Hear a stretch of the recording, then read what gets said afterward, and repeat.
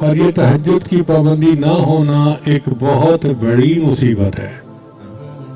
اللہ تعالیٰ اپنے پیارے حبیب صلی اللہ علیہ وسلم کو فرماتے ہیں وَمِنَ اللَّيْلِ فَتَهَجَّدْ بِهِ نَافِلَةً لَكَ، اے میرے محبوب رات کو تہجد ادا کیجئے، عَسَىٰ أَن يَبْعَثَكَ رَبُّكَ مَقَامًا مَحْمُودًا، ہو سکتا ہے اللہ آپ کو مقام محمود عطا فرمائے۔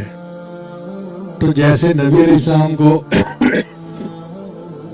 تہجد سے مقام محمود ملنے کی بشارت ملی، امتی کو تہجد کی پابندی سے اللہ کا قرب ملنے کی بشارت ہے۔ ایک بات ذہن میں رکھیے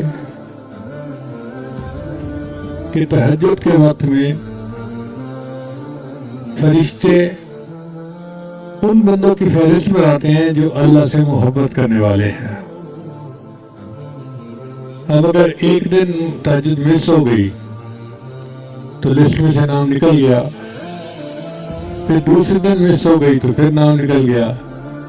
اگر 10 مرتبہ مہینے میں نام نکل جائے تو اس کا مطلب ہے کہ اللہ کے چاہنے والوں کی فہرست میں ان کا نام ہی شامل نہیں ہوگا۔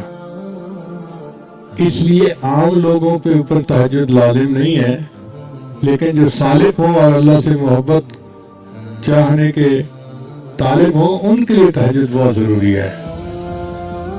اور تہجد پڑھنا کوئی مشکل کام بھی نہیں۔ کون کہتا ہے کہ آپ آدھی رات سے تہجد پڑھیں؟ عادت بنائیں کہ اذان ہونے سے آدھا گھنٹہ پہلے اٹھنا کی عادت بن جائے۔ فجر اذان ہوتی ہے 4:45 پہ، تو آدھا گھنٹہ پہلے اٹھیں اور 15 منٹ میں وضو کر لیں۔ اور اگر کسی کو واش روم میں زیادہ وقت لگتا ہے تو وہ اتنا پہلے اٹھ لے، کیونکہ بعض لوگ نوجوان جو ہیں وہ بیت الخلاء میں زیادہ ٹائم لگاتے ہیں۔ بیت الخلاء میں جا کے ایسے بیٹھتے ہیں جیسے بیت الخلا ہوتی ہے۔ تو 15 منٹ میں وضو کر کے جو آخری 15 منٹ ہیں بس اس میں 4 رکعت ہلکے پڑھ لیں۔ پہلی 2 رکعت قل یا ایھا الکافرون اور قل واللہ احد کے ساتھ، اور دوسری 2 رکعت جتنا اللہ توفیق عطا فرمائے، سورہ یاسین شریف پڑھے اور سورتیں پڑھے جو یاد ہیں۔ بس یہی تہجد ہے۔ آج کے دور میں جو بندہ یہ عمل کر لے گا تہجد ہو جائے گی۔ پھر اس کے بعد فجر کا وقت ہو جائے گا تو فجر پڑھیں اور باقی معاملات فجر کے بعد کریں۔ اگر آپ کہتے ہیں جی نیند پوری نہیں ہوئی تو فجر کے بعد پھر سو جائیں۔ پہلی دور میں تہجد بین النومین ہوتی تھی اور آج کے دور میں فجر بین النومین ہوتی ہے۔ لیکن تہجد کی بہرحال پابندی ہونی چاہیے، حاضری لوگ رہنی چاہیے۔ ہمارے حضرت فرمایا کرتے تھے مزدور سارا دن مزدوری کرتا ہے، جب شام کو اجرت ملنے کا وقت ہوتا ہے تو اس وقت وہ حاضر ہوتا ہے، غیر حاضر نہیں ہوتا۔ اسی طرح سالک کو تہجد کے وقت روزینہ ملتا ہے اللہ کی طرف سے، تو وہ کیسے اس وقت سویا ہوا ہو سکتا ہے؟ جنید بغدادی رحمۃ اللہ فرمایا کرتے تھے کہ سب کا شکر آماد اڑ گئے، آخری رات کے چند نفل کام آ گئے۔ تو یہ آخری رات کے چند نفل جو ہیں یہ انتہائی ضروری ہیں۔ اللہ تعالیٰ ہمیں باقاعدگی کے ساتھ تہجد پڑھنے کی توفیق عطا فرمائے۔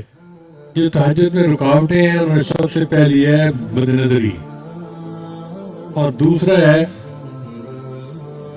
ایسی چیزیں کھانا بازار کی کہ جن میں حلال حرام کی ملاوٹ ہو، تو اس سے پھر انسان تہجد سے محروم ہو جاتا ہے۔ حدیث مبارکہ میں ہے جب رات آتی ہے تو 3 طرح کے لوگ ہوتے ہیں، 3 طرح کی جماعتیں ہوتی ہیں۔ ایک وہ فرشتے، ایک وہ لوگ کہ اللہ تعالیٰ اپنے فرشتوں کو حکم فرماتے ہیں کہ دیکھو یہ میرے محبوب لوگوں کے اٹھنے کا وقت ہے، جاؤ اور ان کو پر مار کے جگا دو۔ تو فرشتے آنکھیں پر مار کے جگا دیتے ہیں، خود بخود آنکھ کھل جاتی ہے۔ میاں محمد بخش رحمۃ اللہ فرماتے ہیں، رات پوے تے بے دردانو میٹھی نیندر آوے، رات پوے تے بے دردانو میٹھی نیندر آوے، درد مندانو یاد سجن دی ستے آن جگاوے۔ اور جو درد مند ہوتے ہیں ان کو سجن کی یاد سوتے کو جا کے جگا دیتی ہے۔ تو اللہ کرے کہ ہم بھی ان لوگوں میں شامل ہوں کہ جن کو محبوب کی یاد سوتے میں آ کے جگا دیتی ہے۔ اور دوسرے گروہ کے لوگ ہوتے ہیں، یہ اللہ کے مقربین ہوتے ہیں۔ اللہ فرشتوں کو فرماتے ہیں، دیکھو یہ میرے محبوب لوگ ہیں، دین کا کام کرنے والے، تھکے ہوئے ہیں، آرام کر رہے ہیں، جا کے ان کی کروٹ بدل دو، یہ چاہیں گے تو سو جائیں گے اور چاہیں گے تو یہ کھڑے ہو کے نماز پڑھیں گے، میں ان کے سونے پہ بھی راضی، میں ان کے جاگنے پہ بھی راضی۔ یہ ایسا ہی ہے کہ جیسے کوئی کاریگر آئے اور اس کا ہتھیار جو ہے وہ ٹھیک کرنے کی ضرورت پڑ جائے تو وہ اپنے مزدوری کے وقت میں اپنے ہتھیار کو ٹھیک کرتا ہے اور اس کی مزدوری کاٹی نہیں جاتی کہ اتنا وقت آپ نے کام نہیں کیا، بھئی وہ چیز اس میں شامل ہوتی ہے۔ اسی طرح جو لوگ دین کا کام کرنے والے ہیں تو وہ بھی ایسے ہی کریں کہ دین کا کام کریں اور اللہ تعالیٰ ان کے جاگنے پہ بھی راضی، ان کے سونے پہ بھی راضی۔ پھر تیسرا گروہ ہوتا ہے، اللہ تعالیٰ اپنے فرشتوں کو حکم فرماتے ہیں کہ جاؤ، یہ وہ میرے بندے ہیں جن کو میں پسند ہی نہیں کرتا، تم جا کے پہرا دو کہیں یہ نہ اٹھ جائے، میں ان کی شکل ہی دیکھنا پسند نہیں کرتا۔ تو اس لیے اگر تہجد قضا ہوتی ہے تو آپ دل میں یہ سوچیں کہ اللہ تعالیٰ میری شکل دیکھنا ہی پسند نہیں کرتے، اور کوشش کریں کہ باقاعدگی کے ساتھ، اہتمام کے ساتھ تہجد پڑھیں۔ وہ چند لمحے تو 24 گھنٹے کا نچوڑ ہوتا ہے۔